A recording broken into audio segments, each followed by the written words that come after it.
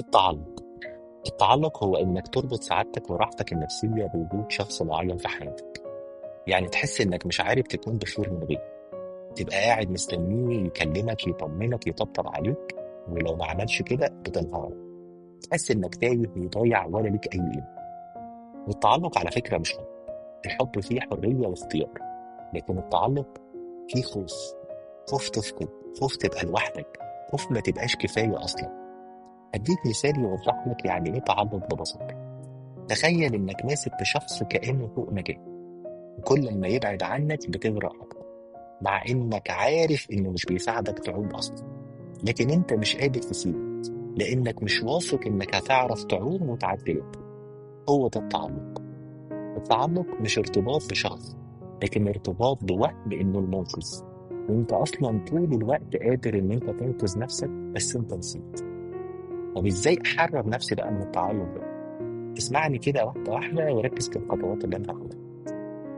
أول حاجة لازم تعترف إن أنت أصلا متعلق، وده مش ضعف على فكرة، ده وعي.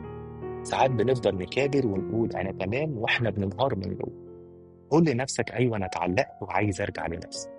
اتنين، افتح عينك على الحقيقة، مش على الصورة اللي رسمتها للشخص ده، على اللي حصل فعلا، على التصرفات اللي كانت بتوجعك، على الاحتياجات اللي ما كانتش بتتلبى أصلا، وعلى قد إيه أنت كنت بتتنازل علشان يفضل الشخص ده حواليك ومعاك. تالت حاجة، امسح أي حاجة بتربطك بيه، صور، شات، أغاني، هدايا، أي حاجة بتشدك للماضي، لأن التعلق أصلا بيتغذى على الميموري أو الذكريات. رابع حاجة، ارجع لنفسك. أنت بتحب تعمل إيه؟ بتحلم بإيه؟ إيه الحاجات اللي أنت كنت سايبها على جنب عشان العلاقة دي؟ رجع صوتك وعيش ليك. خامس حاجة، ادي لنفسك اللي كنت بتدور عليه، احتواء، طبطبة، كلام حلو. اكتب لنفسك وقول لنفسك كل حاجة أنت كنت محتاجها. ده مش ضعف على فكرة، ده شفاء.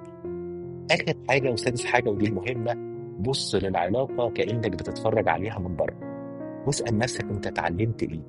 العلاقات دايما مش شرط تكمل، ممكن تكون موجودة في حياتك علشان تكمل لك وتكشف لك حاجة جواك.